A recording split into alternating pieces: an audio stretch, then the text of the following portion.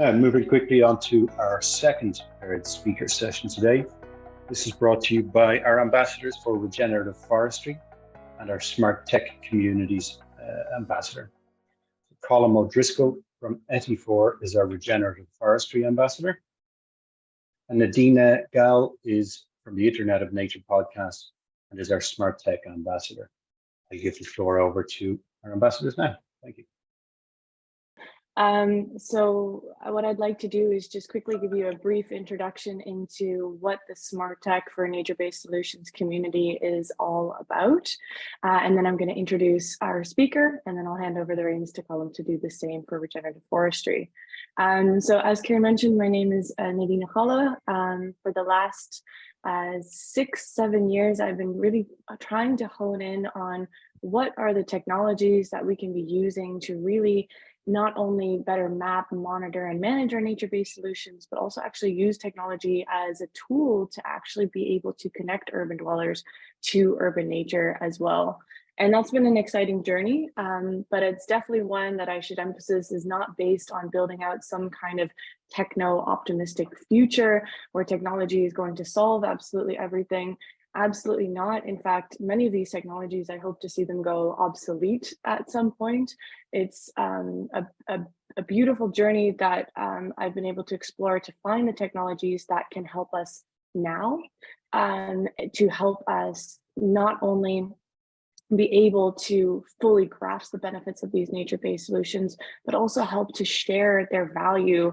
And most importantly, I think one of the things that we're really getting in today is the business case behind some of them. And I think that's going to be really key, as we've already seen in the past two speakers, to really make that business case so we can move forward with this.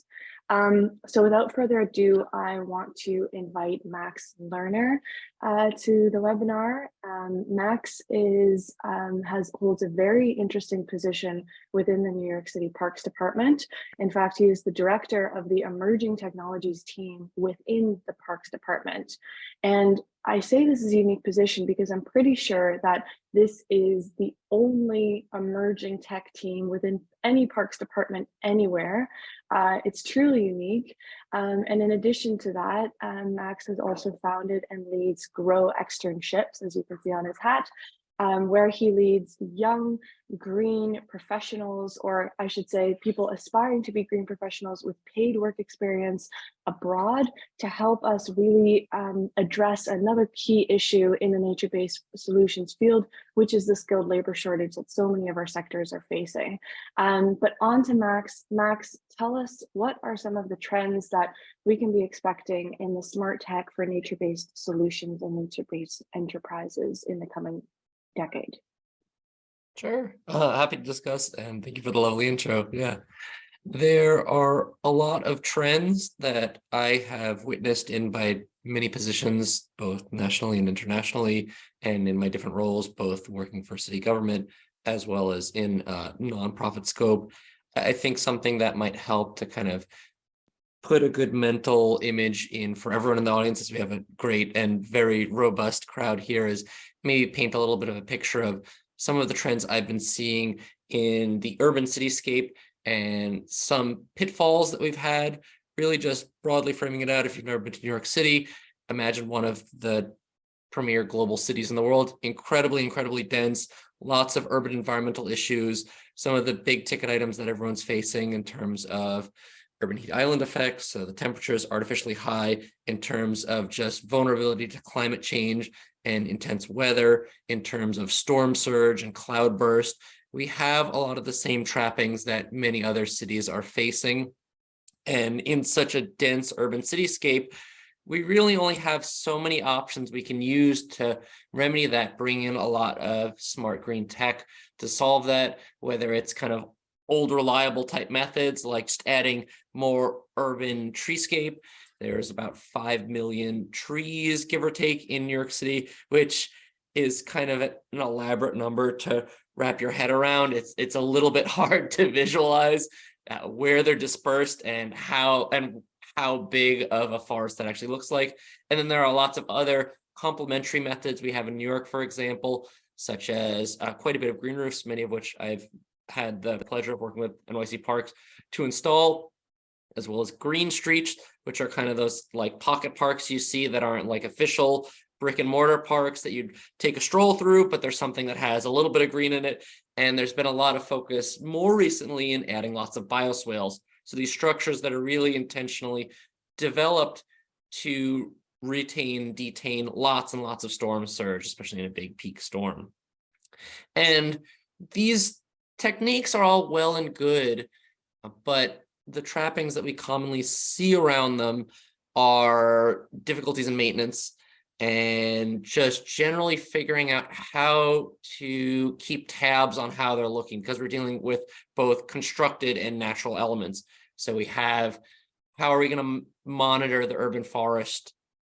The current method, which isn't particularly the most effective solution, is we do a tree census every 10 years with the public. We have thousands of volunteers across the city help to measure the trees in the city, to see where their health is at, to see if they're damaged, to help us get a snapshot of that. And as you might imagine, that's an incredibly complicated process. It's a preposterous amount of data. It takes years to collect and even more to actually compile into something usable. And something that we are now seeing is a lot of smart tech solutions to solve that, using basically digital mapping systems, using point clouds, where you basically have the equivalent of a Google Streetcar to drive and take a quick snapshot of the urban canopy. The quick solutions like that are really important. Similarly, ways that we can take care of bioswales, which traditionally get clogged with trash. So from humble beginnings, a great thing that has an injection of nature into the city, great solution, captures carbon, detains water, helps to beautify the city, helps to clean the air, helps to fight urban asthma, helps to do all these different things on our score sheet for urban environmental solutions. But as soon as they get clogged with trash, they're not useful and all their functions start to fall out. So figuring out smart tech solutions to that, to monitor those systems, to passively clean them, and also not losing the roots that we want the public, as some of our prior speakers mentioned.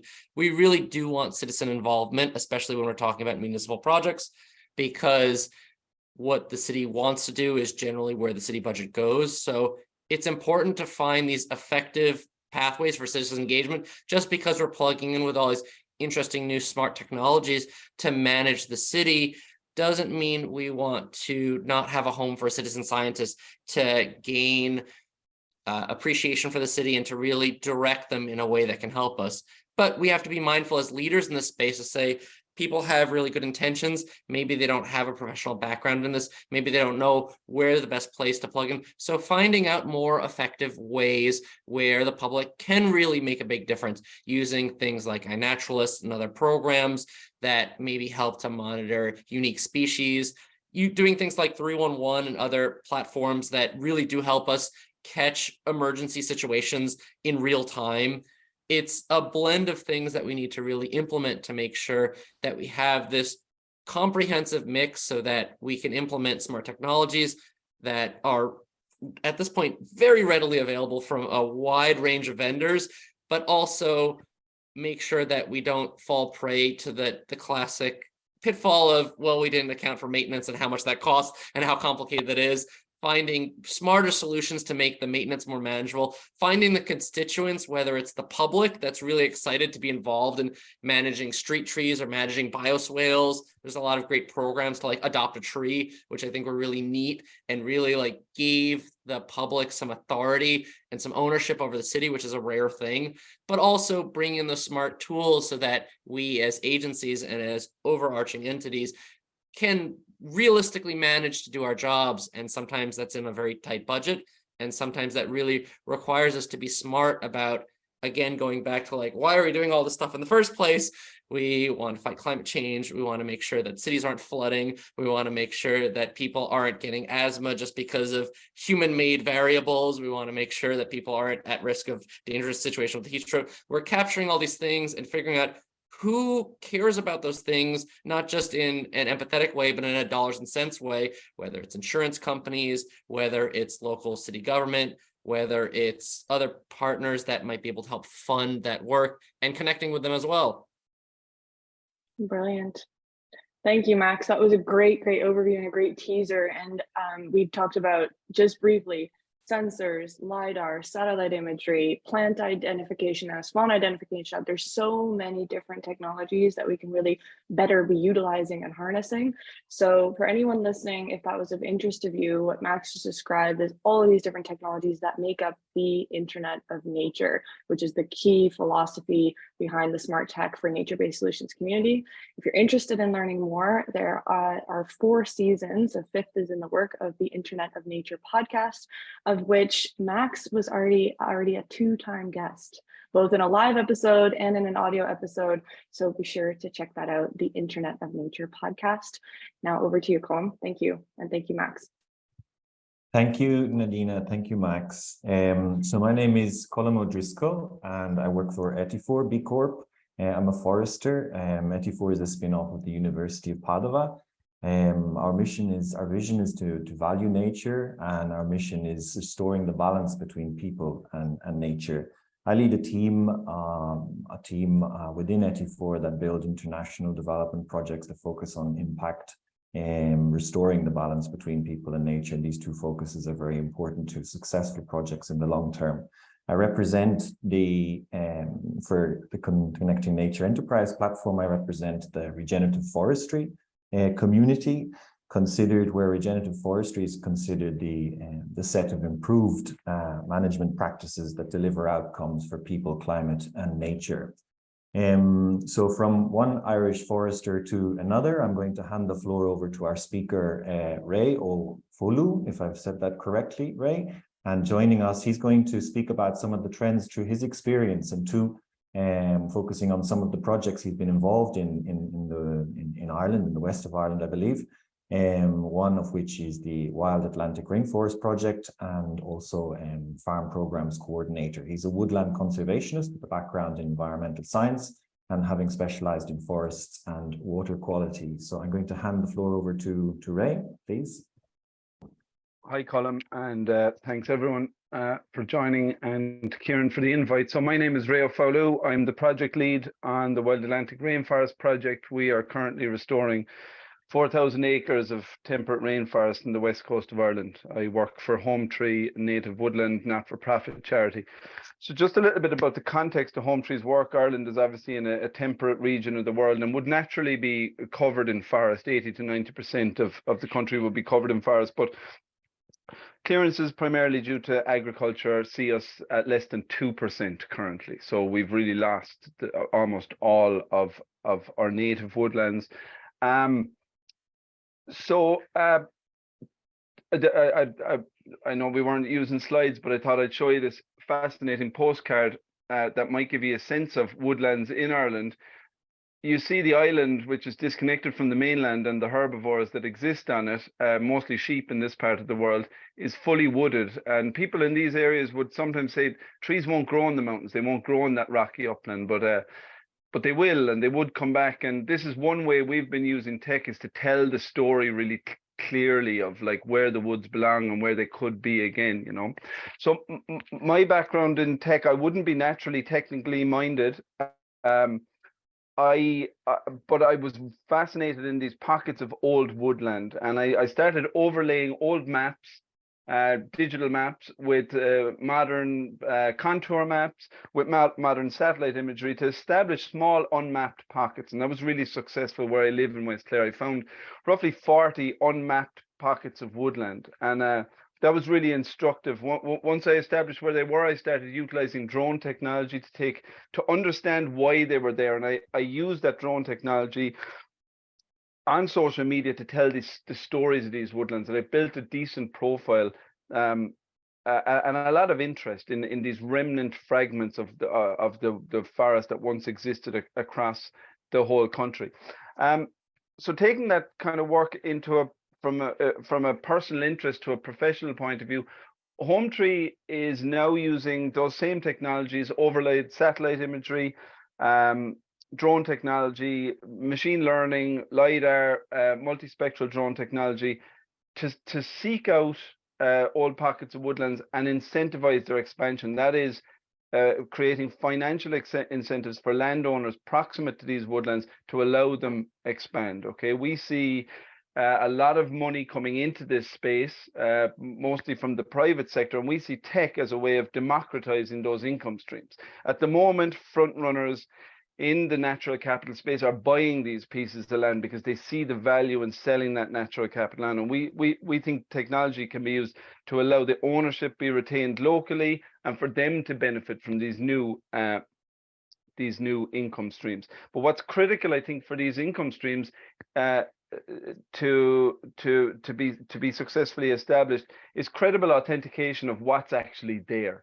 You know, like how many trees are growing, how functional is the peatland, etc., etc. And I think the more layers of authentication you have there, the better. And for us, yeah, some of those technologies I outlined, satellite imagery, drone technology, LiDAR technology, can really provide credible authentication as well as baseline.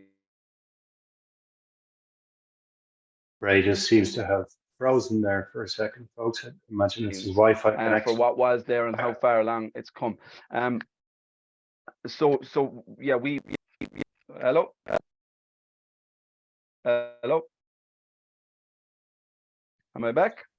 You're back. Yes. Yeah, apologies about that, everyone. Sorry, I don't know where I dropped out. So yeah, we're currently using those technological methodologies to assess habitat and to direct income streams towards local communities. So in terms of the take homes, I know a lot of the participants in this call are based in nature-based enterprises.